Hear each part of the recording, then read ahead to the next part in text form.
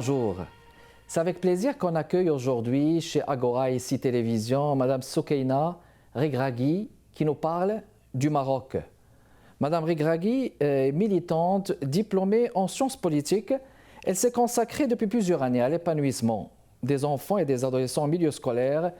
Elle milite depuis l'âge de 17 ans au sein de l'Union pour l'action féministe où elle continue de lutter pour l'égalité et le respect des droits humains. Elle est l'auteure du livre « Royaume du Maroc, une démocratie à l'épreuve » publié aux éditions Rimal. Elle est aussi l'auteure du livre « L'errance d'Aïssa Iken » publié par Banque El Maghrib, un livre où elle nous présente des aspects du parcours artistique et littéraire de ce grand artiste peintre et de sa grande place dans l'histoire de l'art marocain. Ici Kamal Benkiran, bienvenue chez Agora. Je vous souhaite la bienvenue parmi nous, Madame Regragui. Merci beaucoup et merci de m'accueillir. Merci à Agora, merci à ICI Canada. Et effectivement, ce que je voudrais vous dire dès le départ, c'est que finalement cet entretien, il démontre bien, il témoigne combien l'art peut rapprocher les continents. Et en fait, les continents ne sont éloignés que géographiquement. Merci. Tout à fait, exactement. Le plaisir est pour nous, Madame Regragui. Bon, vous êtes l'auteur de ce magnifique livre. Je l'ai entre les mains, un beau livre, on va appeler ça un beau livre. L'errance d'Aïssa Iken, comme peut le constater nos téléspectatrices et téléspectateurs du Canada. C'est un livre bien dosé, mesdames et messieurs, bien étoffé sur la vie de ce grand monsieur de l'art au Maroc, publié par Banque El Maghrib. On va dire que c'est un hommage rendu aussi à ce grand artiste peintre, dessinateur, sculpteur, créateur de bijoux, poète, romancier, essayiste. Dans un premier temps, comment faudrait-il comprendre ou assimiler ce titre, Madame Regragui, l'errance dans ce livre, et quelle place a justement occupé Aïssa Iken dans votre cheminement personnel? D'accord. Bien. Alors, en tout cas, ce que je voudrais aussi préciser, c'est que c'est le musée de Banque El Maghrib qui publie donc ce livre. Effectivement, donc Banque El Maghrib est une grande institution nationale. Elle fait partie du patrimoine national et le musée est un musée qui regorge justement de peinture et d'art de toutes les époques. Bien, alors pour ce qui est le terme errance, c'est sûr que votre question, elle m'interpelle d'autant que, effectivement, comme vous l'avez soulevé, le titre porte ce terme errance. Alors, je vais essayer de vous dire, bon, d'abord, ce titre, je l'ai choisi avec délice, vraiment avec délice. Et pour quelle raison? Eh bien, d'abord, ça correspond au tempérament de Aïssa Iken. C'est sûr que c'est un artiste et l'imaginaire est là. Il est là et l'imaginaire ne le quitte pas. Sauf que ce qu'il y a, c'est que c'est quelqu'un qui a été, on va dire, qui est très pondéré, très réfléchi dans sa vie quotidienne. Et je donne personnellement une explication qui est le fait qu'il ait travaillé très jeune, depuis l'âge de 17 ans, et qu'il a eu à assumer des fonctions, de hautes fonctions, et en même temps, donc, il est artiste, peintre, poète et tout ce que vous avez décrit, et pourtant, il n'aurait voulu ne porter qu'une seule étiquette, celle d'artiste. Donc, ça correspond à son tempérament. Autre chose, c'est le fait que ce terme est lié à l'enfance. Parce que, comme vous l'avez dit, c'est un écrivain, c'est aussi un romancier.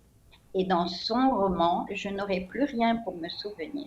Eh bien, Aïssa Iken raconte, à travers ce personnage qui est fictif, mais qui est en fait le double de Aïssa Iken, combien cet enfant a été ballotté de ville en ville, de foyer en foyer, pour raison d'une famille éclatée et donc pour raison de divorce. Mais, le fait que cette errance ait été douloureuse dans son enfance, eh bien, Aïssa Iken aime beaucoup ce terme errance et se l'approprie, pour la simple raison que cette errance de l'enfance, elle l'a conduit à ce qu'il a de plus cher, c'est-à-dire l'errance de ses signes, l'errance de son art.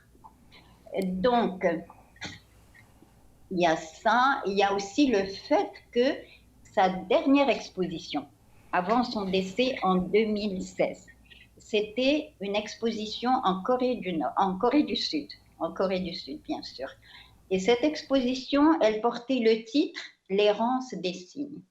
Et moi, ça m'a interpellée, c'est-à-dire qu'au final, j'étais convaincue qu'il fallait que j'écrive en titre « L'errance d'Aïssa Iken ». puisqu'il y avait l'errance des signes, eh bien, il y a l'errance d'Aïssa Iken.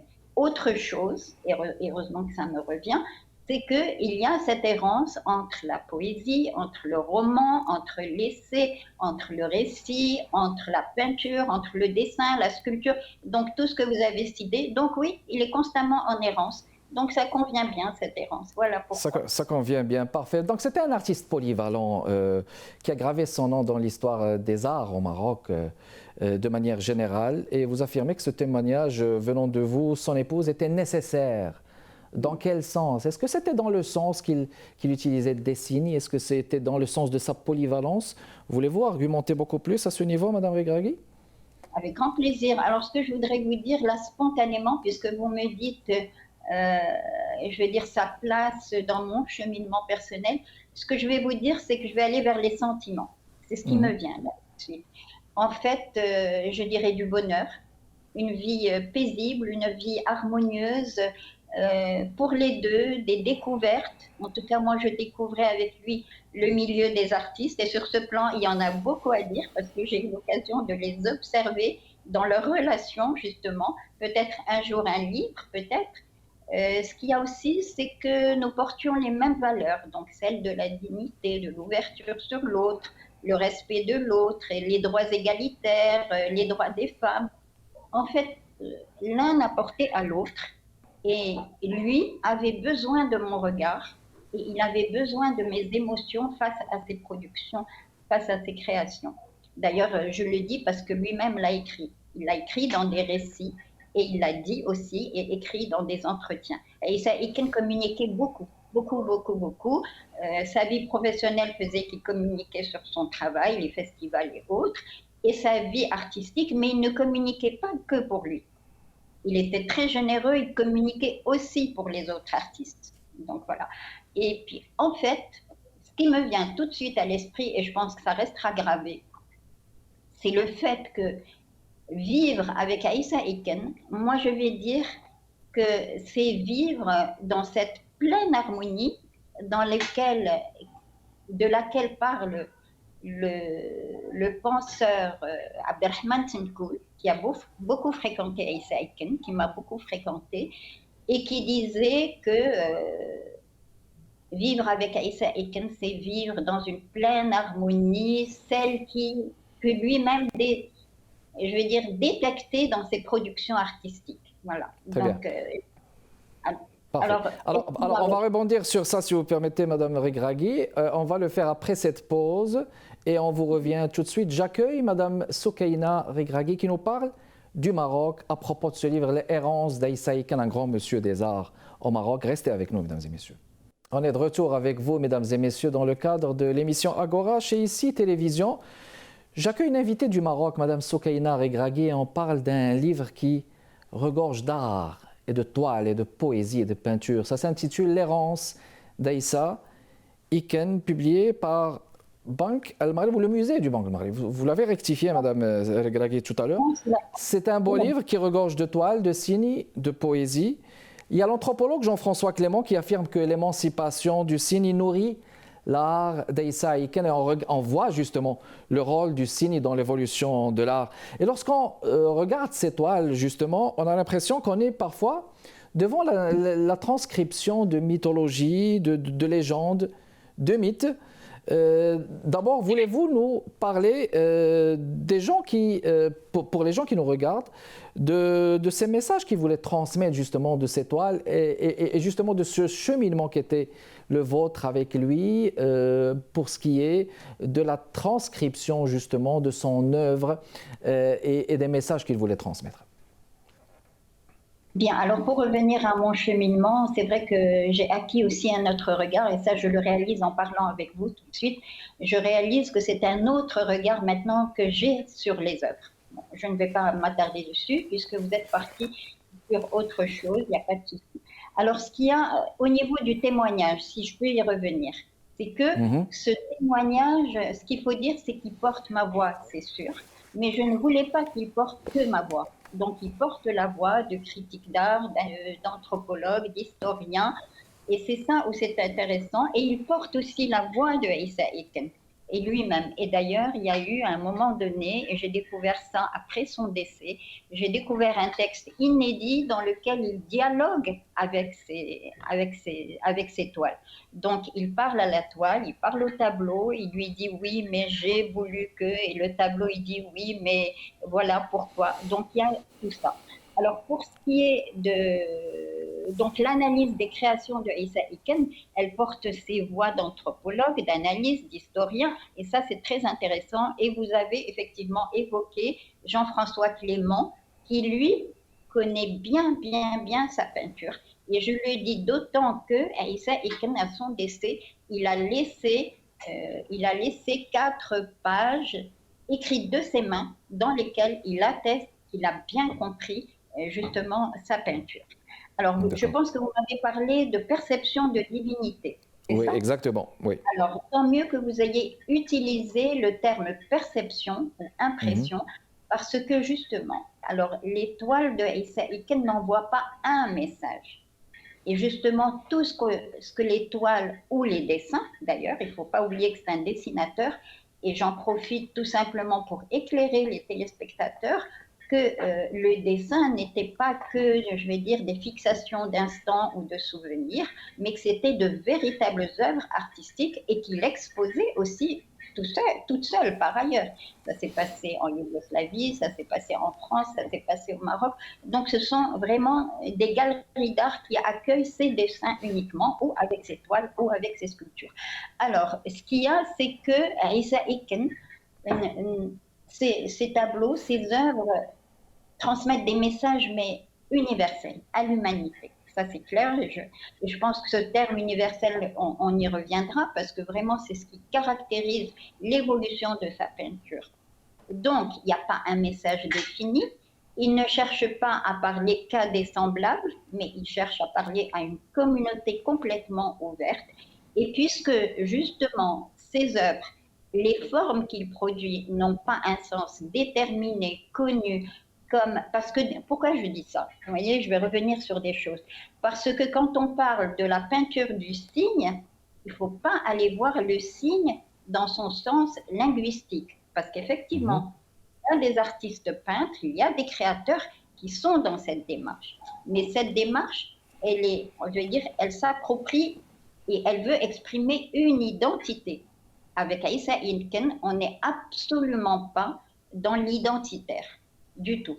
Donc, perception, vous l'avez dit, d'autant que Issa Iken ne donnait jamais de titre à ses créations, ni à ses toiles, ni à ses dessins. Pour ses sculptures, oui. Vraiment, donc vous voyez l'errance de Issa Iken, c'est autre, ça passe d'un sujet à l'autre et puis peut-être d'une attitude à l'autre, d'accord? Donc il ne donnait pas de titre parce qu'il voulait justement laisser libre cours à l'imaginaire de tout spectateur. Et c'est ça qui rebondit.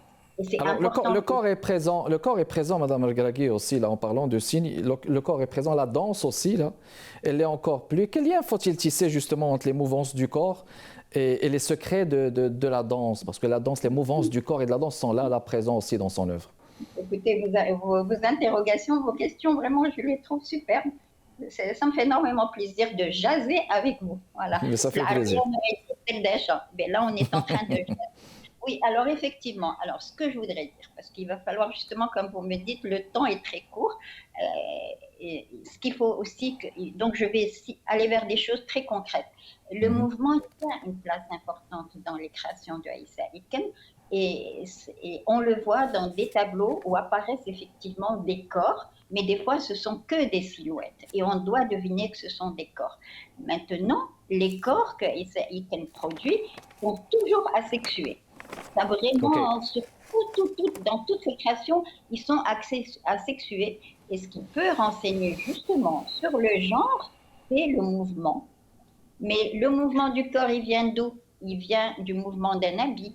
C'est une coiffe qui est portée sur la tête. Généralement, elle est sublime, vraiment, il sublime tout ça. Des fois, c'est la démarche. Donc, le mouvement, il vient de là. Maintenant, pour être rapide, parce que j'ai compris qu'il fallait être rapide, eh bien, le secret de la danse, je dirais comme un chorégraphe ou un danseur ou une danseuse.